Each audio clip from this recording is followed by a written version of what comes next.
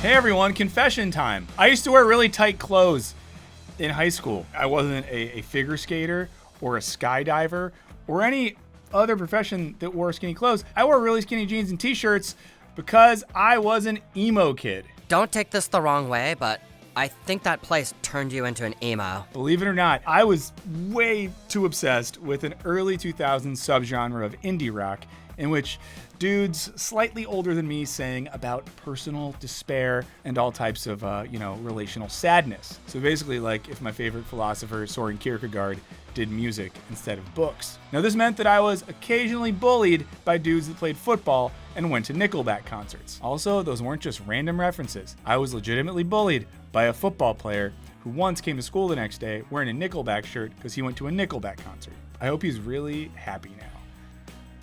I don't. Now, I'm old enough that for me, emo music sounded like this.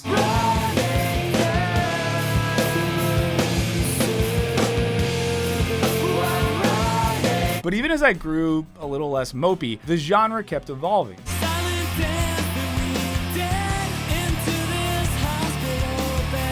And the emo kids kept evolving with it. Now, since then, and unlike a lot of the other musical trends from my youth, emo keeps coming back in various forms. From music that echoes my youth to new strands of emo rap. So is there more substance to emo music than we give it credit for? What makes it so uniquely embarrassing, widely hated, and just impossible to get rid of? It's much better to face these kinds of things with a sense of voice and rationality. Well, we're gonna find out in today's video. We're gonna ask, what was emo? Now, because we can only play a few seconds of copyrighted music here on YouTube, because like corporations and stuff, we made a playlist of music that we used while researching this video. It's on our Patreon page. What's that? Oh yeah, we have a Patreon page. There's a little link. You can click it and give us a little bit of money. We give you a little bit of stuff.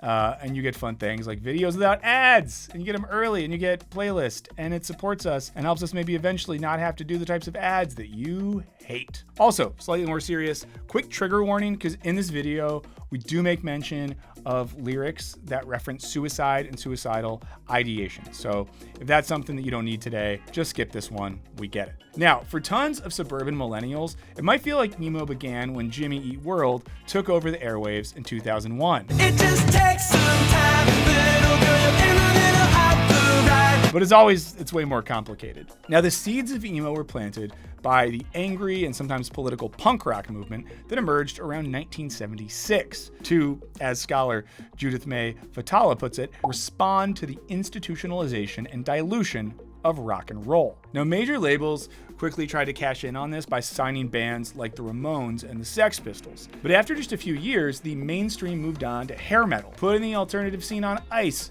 for a full decade. Punk retreated to its DIY roots in local scenes in places like Washington, D.C. and Long Island. And at the same time, its offshoot genre, hardcore, was starting to emerge. Now, as writer Andy Greenwald puts it, hardcore pushed punk's intensity to the breaking point, far, far past style, convention, and oftentimes past melody. Unlike punk's angry political ethos, the hardcore scene was more overtly critical of commercialism and consumerism, advocating for a DIY ethos that subverted capitalism while shaming those who sold out to the big labels. And while many bands in this scene were earnest in their political ideals, violence, misogyny, and racism were rampant. So how does this get us to emo? Well, punk and hardcore didn't have a lot of emotional range beyond things like anger, rage, and angry rage. So when hardcore bands like Rites of Spring started expressing more earnest emotions, it was labeled emotional hardcore, shortened to emo. As Greenwald puts it, frustrated hardcore kids began to see emo as a way to marry the intensity they found so appealing with the surprising and discomforting range of emotions brought on by growing older.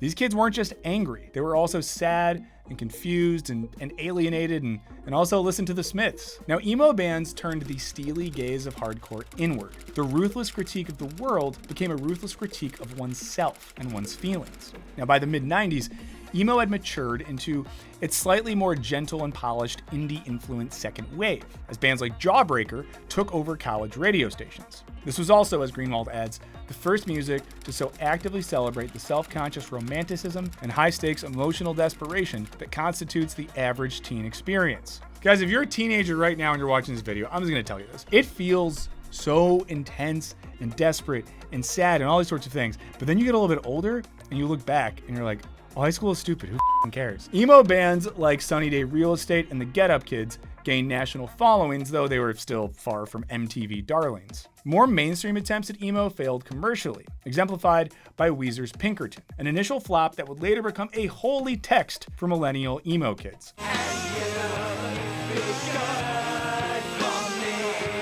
It was like a way to know who was cool and who wasn't when I was like 16. Like, oh, you listen to Pinkerton? And if they were like, oh, I have the first Weezer album, the blue one, we were like, Now, emo's third wave began around 1999, and then it went mainstream by 2002 with Jimmy Eat World going platinum and Dashboard Confessional taking acoustic emo to MTV's Unplugged.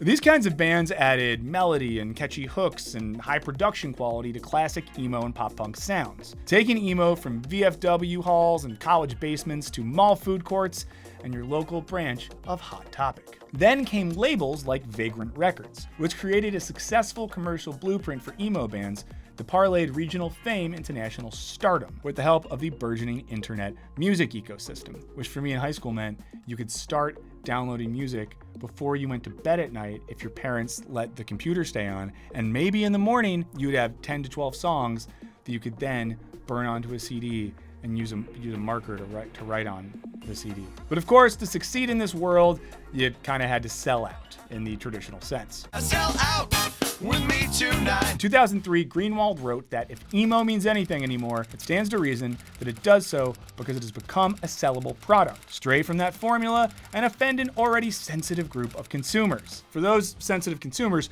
MySpace became a hub for discovering new music. Picking out which emo song would populate your page became its own art form. Let me know if you remember what song you had on your MySpace page. I can remember that the last one I ever had was definitely a Sufjan Stevens song. Also, if you're watching this video and you're saying like, what's a MySpace? Just stop judging, okay? Enjoy your youth while you have it, because it goes quick.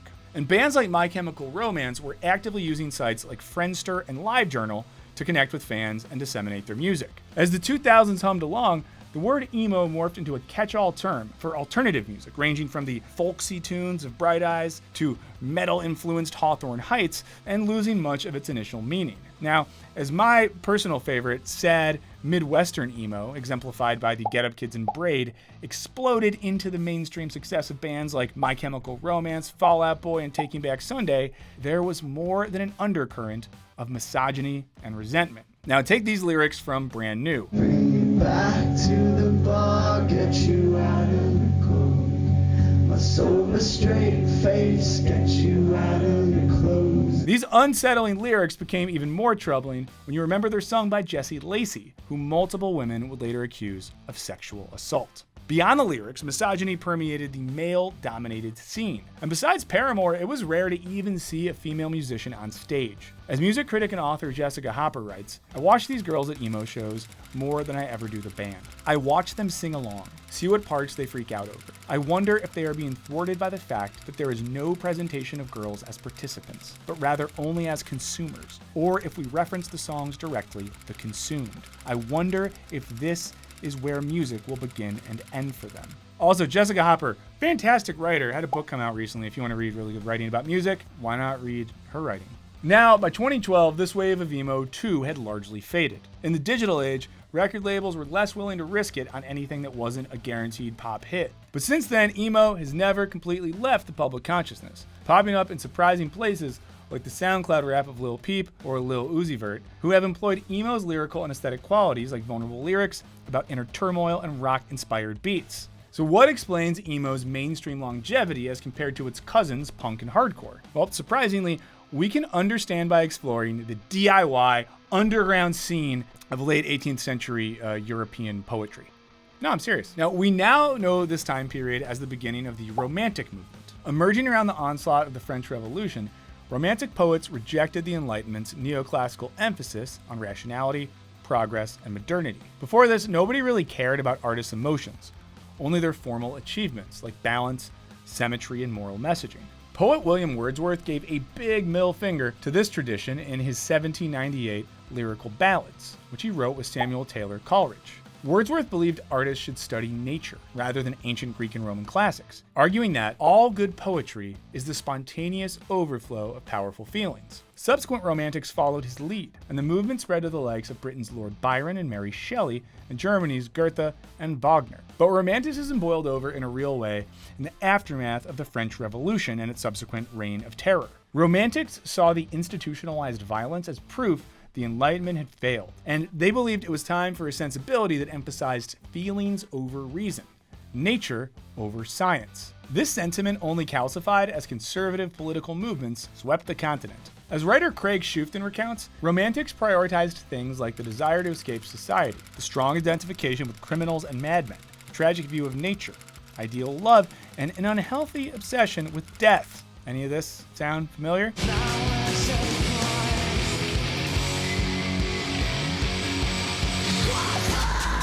Now, by 1830, Romanticism had taken over and would dominate art and philosophy for the rest of the century. But what does any of this have to do with the musical genre that found its spiritual home at Hot Topic? Well, as Schuften argues in his book, get ready for this title, guys, it's so good. Hey Nietzsche, leave them kids alone. Once you put Romanticism and the emo movements side by side, their parallels become obvious. For example, each became mainstream in the aftermath of social and political trauma. Romanticism bloomed when the French Revolution failed to transform society. Emo had its biggest surge in the confusion, pain, and malaise that followed 9/11.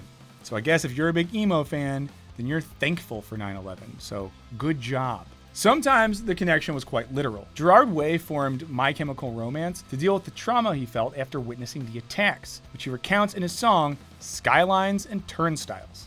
He says, "Music became my therapy from the PTSD that everyone had experienced." The trauma of 9/11 and the increasing conservatism of the Bush era both mirror the time when Romanticism began to thrive. Then there's the preoccupation with the feelings of moody young men living amidst social and political turbulence. Now, in times like those, solipsism, or the belief that the only truth rests in the self and your feelings, becomes kind of attractive. Now, consider the early Romantic, Johann Wolfgang von Goethe, who in 1774, after being rejected by the woman he loved, wrote The Sorrows of Young Werther. It recounts a similarly heartbroken young man who descends into despair and eventually takes his own life. At one point he remarks, "I could tear open my bosom with vexation," which kind of sounds like this.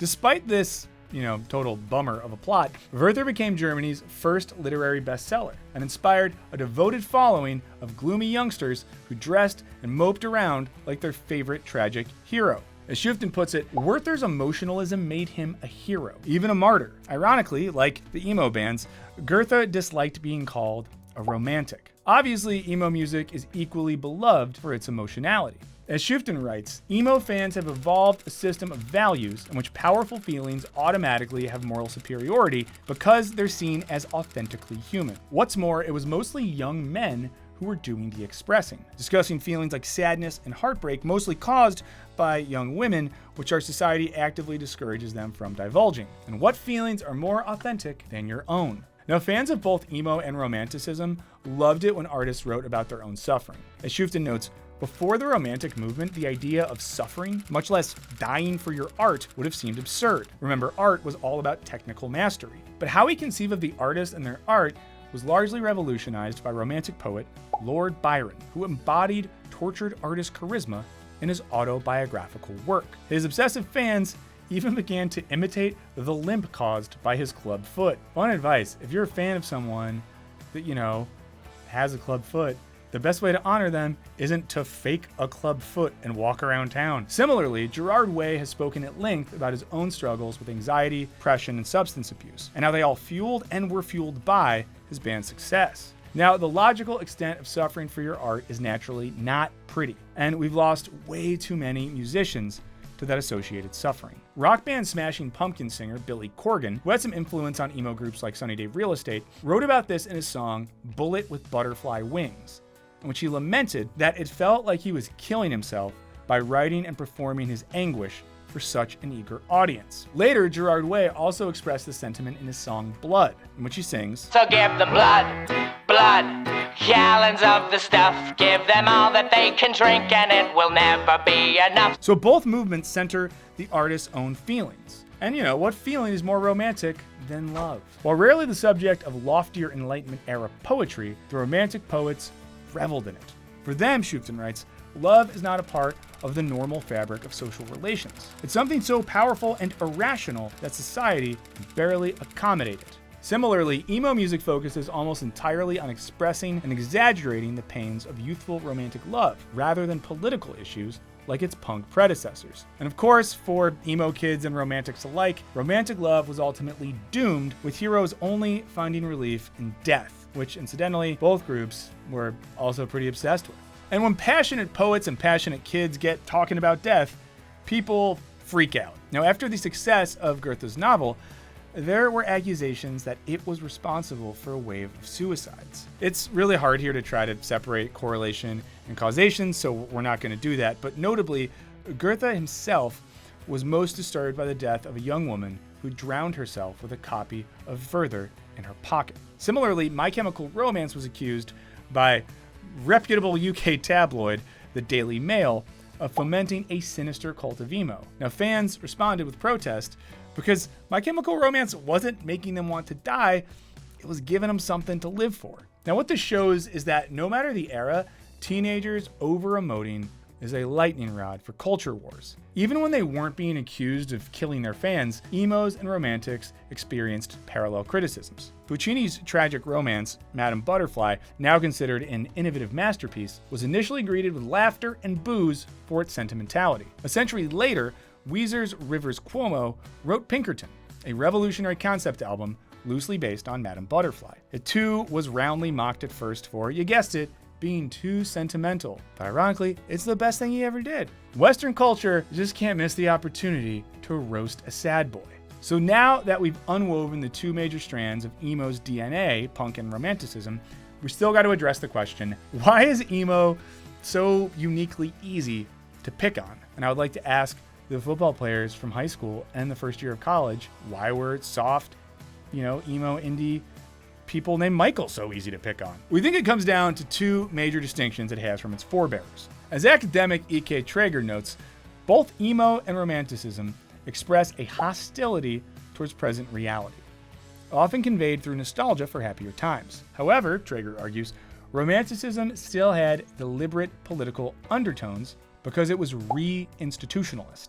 That is, it had not lost hope for a better reality, and in some cases even suggested what that reality could look like, usually a retreat into nature. Nature's cool, so I'll take it. Traeger adds that in contrast, emo music usually presents as resigned, because it is predominantly apolitical and almost exclusively introspective in nature, which implies a certain degree of resignation, a melancholia, a loss that is narcissistically turned upon the self. In other words, you could argue that emo is romanticism's grandson who just doesn't like to talk about politics. Okay, so following this, emo is basically apolitical, which also separates it from its punk and hardcore family tree. But on top of that, unlike the majority of the punk and hardcore underground scenes, emo did just fully succumb to commerce, with its musicians shifting in the face of stardom. We see this exemplified by Pete Wentz, who is biracial and was deeply involved in Chicago's social justice scene in the 90s, with his early career including stints in Race Trader, a hardcore punk band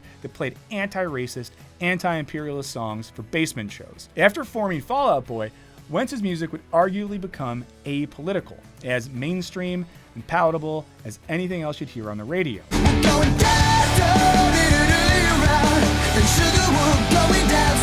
Now, notably, most recently, Fall Out Boy appears in commercials for college football games, playing alongside the football players that probably would have shoved them into lockers 20 years ago.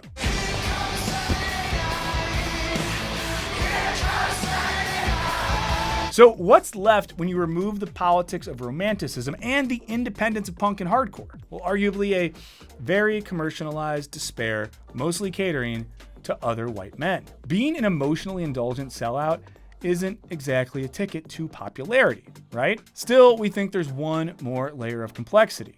Because yeah, emo was basically apolitical, but it was also deeply, deeply personal. It turned inward the formerly outward and sometimes impersonal gaze of punk and hardcore to argue that the true root of social despair rested in the individual. And the fact that such personal music about raw emotions spoke to so many suburban kids post 9/11 malaise still strikes us as pretty remarkable. If every suburban kid feels so lonely they could die, doesn't that say something about our society? In other words, emo was arguably pointing out some very real problems and disillusionment with contemporary life, even if it didn't offer a solution besides, I don't know, putting your headphones on, moping around, writing in your live journal, things of that nature. And that, we think, has value, especially when you consider how hard it is to be a teenager. And shouts to all the teenagers out there. It's gonna be okay. I know it feels bad sometimes. It's gonna be okay. Let me know what you guys think. Is emo music worthy of inheriting the mantle of punk rock and romanticism? Does something